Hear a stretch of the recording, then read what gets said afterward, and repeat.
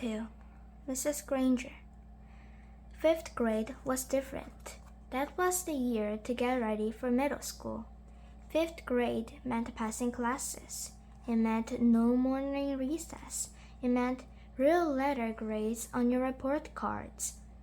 But most of all, it meant Mrs. Granger. There were about 150 kids in fifth grade, and there were 7 fifth grade teachers, 2 math, 2 science, 2 social studies, but only 1 language art teacher. In language arts, Mrs. Granger had a monopoly on the reputation. Mrs. Granger lived alone in the tiny little house in an old part of town.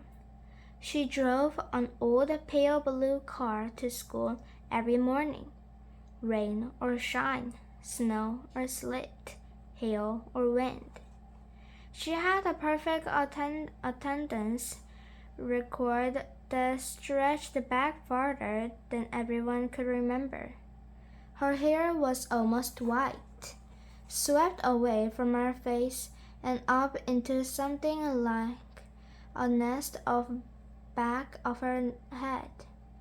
Unlike some of the younger woman teachers, she never wore pants to school. She had 2 skirt and jack outfits, her gray uniform and her blue uniform, which she always wore over the white shirt with a little camel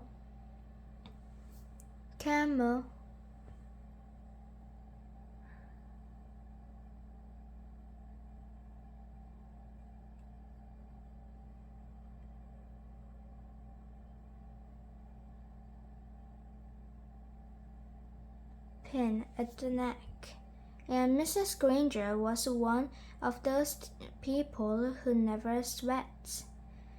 It had to be over 90 degrees before she even took off her jacket. She was small, as teachers go. There were even some 5th graders who were taller. But Mrs. Granger seemed like a giant. It was her eyes that did it. They were dark gray, and if she turned them on full power, they could make you feel like a speck of dust. Her eyes could twinkle and laugh too, and kids said she could crack really funny jokes. But it wasn't the jokes that made her famous. Everyone was sure that Mrs. Granger had X-ray vision. Don't even think about chewing a piece of gum within 50 feet of her. If you did, Mrs. Granger would see you and catch you and make you stick the gum onto the bright red index card. Then she would safety pin the card to the front of your shirt, and you'd have to wear it for the rest of the school day. After that, you had to take it home and have your mom or dad sign the card and bring it back to Mrs. Granger the next day. And it didn't matter to Mrs. Granger if you weren't in 5th grade, because the way she saw it, sooner or later you would be. All the kids at Lincoln Elementary School knew that at the end of the line, 5th grade, Mrs. Granger would be one grading their spelling tests and their reading tests, and the worst of all, their vocabulary test. Week after week, month after month, every language art teacher in the world enjoys making kids use the dictionary, check your spelling, check the definition, check those auxiliary breaks. But Mrs. Granger didn't just enjoy the dictionary. She loved the dictionary. Almost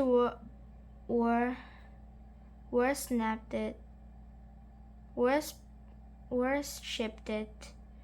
Her weekly vocabulary list was 35 words long, sometimes longer.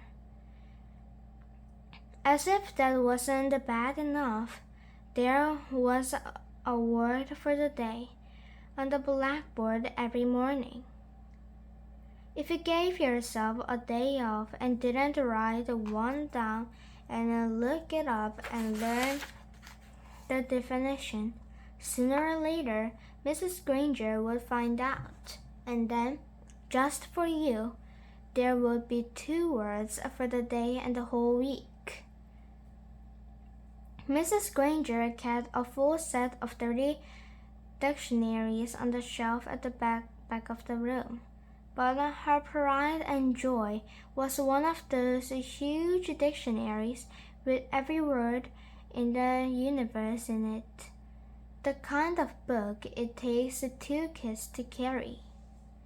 It sat on its own little table at the front of her classroom, sort of like the altar at the front of the church. Every graduate of Lincoln Elementary School for the past 35 years could remember standing at the table listening to Mrs. Granger's battle cry, "Look it up. That's why we have the dictionary." Even before the school year started, when it was still the summer before little 5th grade for Nick and his friends, Mrs. Granger was already busy. Every parent of every new 5th grader got a letter from her. Nick's mom read a part of it out loud during dinner one night in August. Every home is expected to have a good dictionary in it so that each student can do his or her homework properly. Good spelling and good grammar and good word skills are essential for every student. Clear thinking requires a common command of the English language, and 5th grade is an ideal time for every girl and boy to acquire an extended vocabulary. And then there was a list of dictionaries that Mrs. Granger thought would be acceptable for home study. Mrs. Allen said, "It's so nice to have a teacher who takes her work this seriously." Nick groaned and tried to enjoy the rest of his hamburger, but even watermelon for dessert didn't cheer him up much. Nick had no particular use for the dictionary.